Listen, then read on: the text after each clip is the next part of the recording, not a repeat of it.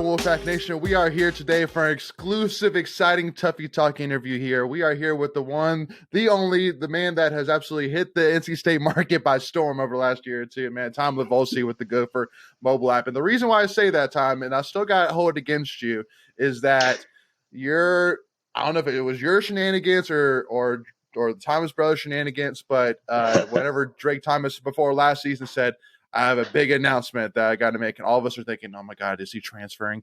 And then just like sweating bullets here, thinking, "There's no way he's going to transfer, right? There's no way." And then he comes out and says, "I decided to commit to the Gopher mobile app," and we're like, "Oh my God, are you serious right now?" Like you had us sweating for that. So yeah, no, I still got to hold that against you a little bit, Tom. That was marketing genius. Hey, man, that was marketing genius.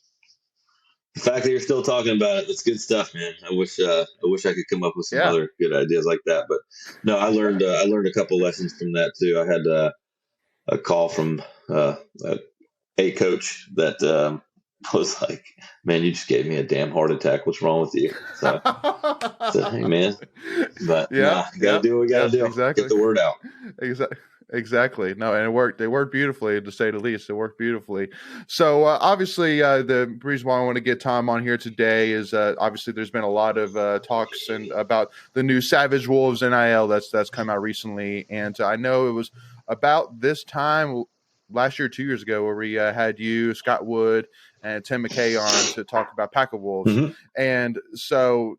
I know for fans like myself, that are, that look and breathe NC State all day long, that one of the biggest things is that one of the biggest questions I have, that I know everybody else has, is, well, what's the difference? What's going on in the NIL world? And especially now that NIL has not only just become like a word or a phrase, but it's really evident. Like, you can't not watch college sports. You can't watch NC State sports and not see the impact that NIL has made, good or bad, for sure. Yeah. But, so kind of start off, here, Tom. So, for Savage Wolves, like I guess let's kind of take a step back. So from your Pack of Wolves, time, it was a great experience. I still remember going to some of the events that we had where, where all the members would come and there'd be, food provided, and you get autographs and pictures with some Pack of Wolves athletes.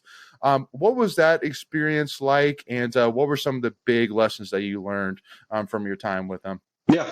So, I mean, I was one of the first folks over there, and the experience was great. It was there's some really good folks over there. They've made some changes internally, and obviously me being one of them.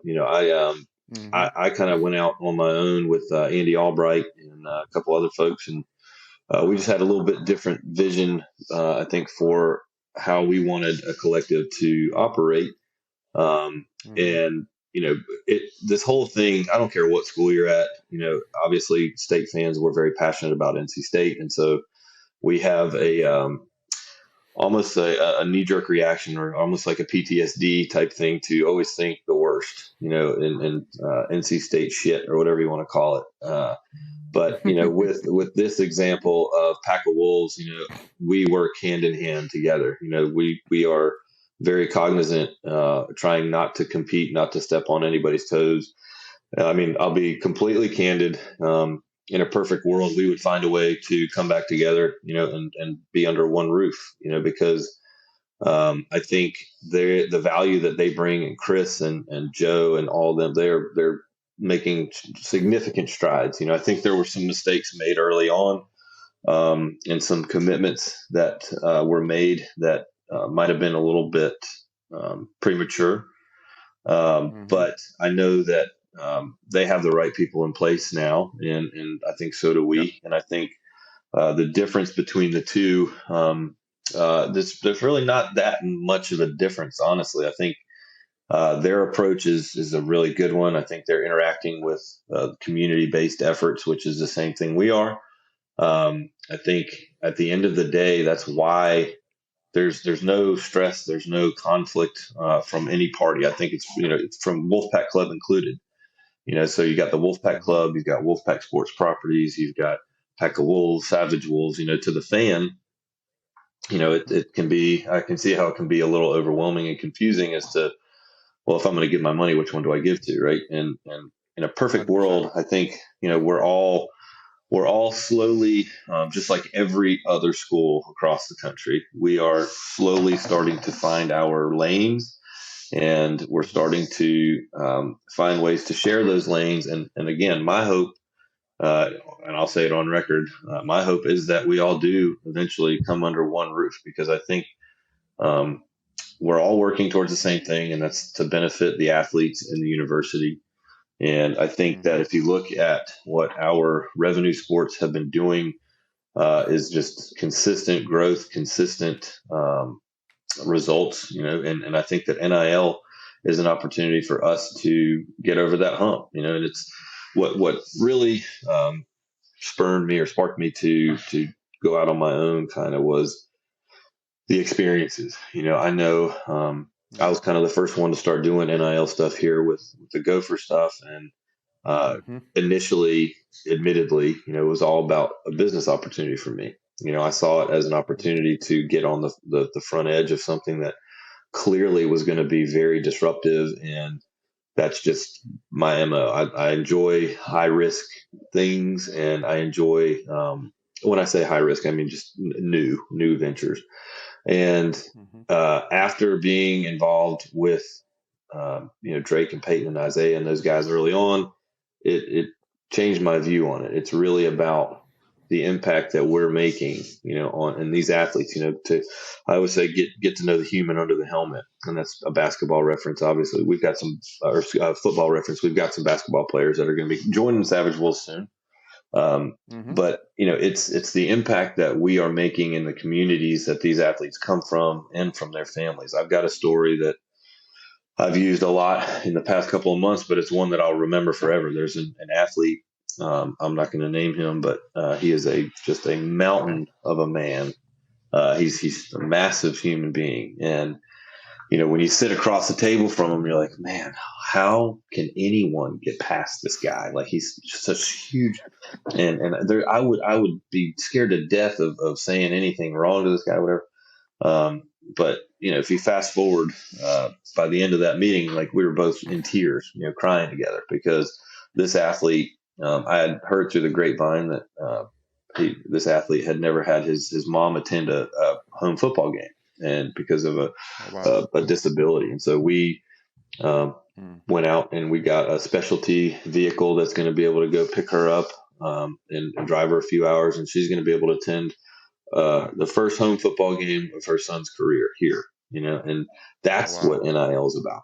That right there, doing things that will create memories for not just you, but for the athletes themselves, that will last a lifetime. And to know that the efforts that your fiscal dollars, the contributions you're making, those efforts are going towards way more than putting bodies in uniforms. It's about really changing these young men and these young women's lives, and that's Yeah. the most rewarding part about all of this. Well, and to kind of, to kind of take a tangent too. I mean, obviously that's the side that even me myself, being a former football equipment manager, that I can't speak enough on, which is really that at the end of the day, these are 18 to 24-year-old kids that are still just learning the basics of being an adult and, and getting through life, and being successful, being a successful business person. Like, it's things which you don't learn, in school. You learn algebra and all these things that maybe you never use, but honestly, I think they should learn about, starting an LLC, learning how to Mhm. do taxes, things like that. You don't learn that stuff in high school, and even necessarily in college. So it's great to see that. But obviously, most fans, it's hard to look specifically at that when you see so many glaring examples of the not so pretty side of NIL, which is like the famous Jordan Addison example, who went to Southern California and had these houses paid for him and 7-figure, deals and all that jazz. So it's it's definitely an uphill battle to get fans to remind them that this is the impact, because the other side as well is that, unfortunately, in today's day and age, part of the recruiting angle has become NIL. You know, I mean, it's just Yeah. a part of the game now. Is that players are wanting to know, well, how much am I Yeah. going to be willing to make? No, and that's a question, and I apologize. My new puppy Finley wanted to come make a guest cameo here, so say what's I up, love Finley. it. The that question comes up more than anything is the recruiting component to it, and I can tell you that Hmm. we don't have all the answers, but I know that the formula that we're working with right now is already starting to show incredible results. If you look at the recruiting class that we just brought in, let me tell you guys right now, there are some guys, Isaiah Shirley and Brandon Cisse on the defensive side of the ball. You are going to hear those names a lot. And, Hmm. Juice Vereen, let me tell y'all, man, that guy is special. KC, all of these guys, I mean, honestly, every single one. Zach Myers, man, these are not your average NC State incoming freshmen, right? And it's Yeah. not because we paid them to come here. We don't, right? All we are allowed to do is provide examples and things that they can assume are going to happen when they get here, right? So talking to the families Yeah. and letting their families know that they're going to be surrounded by people that have their best interests at heart and are going to lift them up when times are good and bad. Like Hmm. the small things that no one talks about. I think I mentioned it online, but we do a thing. We go family grocery shopping, right? Which sounds so whatever, but when you get a group of guys together and their families, and we go to Costco and we go get toiletries, and I mean, it's fun, and it just creates this Yeah. bond. And then now you have parents who are seeing that we're genuine and that we are doing what we said we were going to do, and they become the Hmm. evangelists. They become the recruiters, right? Yeah. Recruiting. There are some bad apples out there, and it's unfortunate.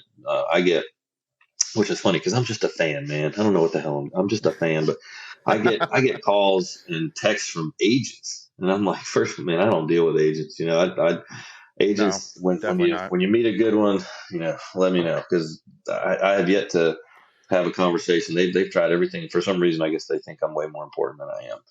But there Yeah. are some bad apples out there, and there are some stories. But I also think, like we talked about the last time we spoke, you're starting to see some of that, the bad apples starting to fall. You're starting to see the examples of players that were told that they were going to get X amount of dollars to come there, which is wrong in the first place. You can't tell a recruit that he's going to get paid X amount of dollars until they're Right. there, right? But Hmm. unfortunately, some of the examples of other schools swaying and getting in the ears, we're already starting to hear from some of them, right? Hey, Yeah. we made a mistake. We made a mistake, and Yeah. it's not. Well, It's life is not about I told you so. It's about, hey man. That's why we're taking the approach that we're taking of just genuine honesty. If someone's in your ear saying they're going to get $1 million without ever seeing or being on a college football field, the alarm should mhm. be going off. Before we continue, I want to take a quick second to tell you about our sponsor, Flatlands Jessup Insurance Group, that has your whole world covered, with agents in 5 offices throughout eastern North Carolina to help you decide how much coverage you need, offering policies for home and auto, recreational vehicles, commercial, crop, health, life, and employee benefits. They are able to combine options to find a comprehensive solution that works for you. Flatlands Jessup protects the things you love so you can spend less time worrying and more time enjoying them. Find them on Facebook and Instagram at Flatlands Jessup. You can also visit their webpage at www.flatlandsjessup.com. So please make sure to go and check them out. Well, especially like the quarterback who that probably is at Miami now, but he was coming in as a freshman quarterback, and he was, like it was said, he was going to make over 7 figures, and he hasn't even played one college football game yet. It's crazy, it's maddening, but also too, it's we've said this 100 times. This is kind of the scary part of NIL, which I always worry about. Is now those Pop Warner games when you're 7, 8, 9 years old are a lot more important, because now you're saying within 10 years from this time, you could be making 7 figures to go to college and play ball. Like Yep. it's much quicker. And but and then the other side, which I want to say as well, is like the Jordan Addison thing. You kind of said how sometimes it's not always the best decision. And one thing which I'll say with Jordan Addison is that he's making his money, but on the flip side, I would say when he was at Pitt, he was getting talked about nationally. I mean, that guy was getting talked about as one of for the the right best wide reasons too. receivers. Exactly, in college football, and he was making a name for himself at Pitt. He was becoming a Pitt legend easily, and then he goes to Southern California, and you don't really hear about him. You hear about Caleb Williams, which, I mean, obviously, if you have a quarterback like that, he's going to make, Jordan Addison is going to be, just because Caleb Williams is that good, not necessarily just because Yeah. Jordan Addison is that good. Yep. So it just goes to show once again, and it's an example which can be used to recruits being like, it can't be all about the dollars. It's got to be about the relationships. It's got to be about the opportunity for you, Yep. 100%. And I think, the good thing about our staff is they make our job really easy, right? They've already identified the types of players and families that they want around.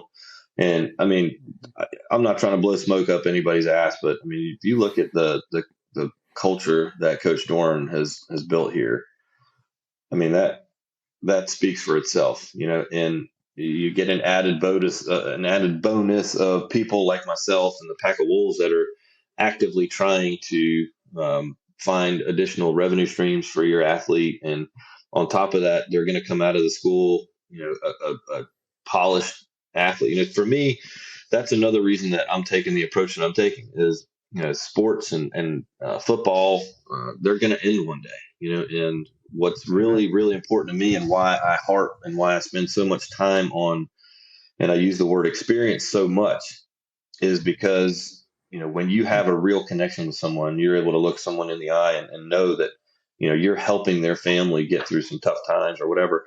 You're also building that a network, right? And so when these athletes come out of school, or they come out of school and God willing, they go to the league. If not, I want to know that they're going to have a network of people that were there to help them through this, and then they can lean on them as well. So from a professional standpoint.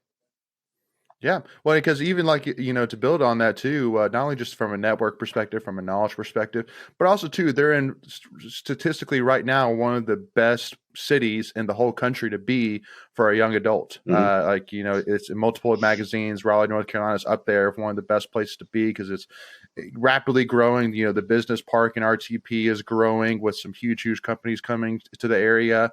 But even too as well, it's a great place to be for any athlete.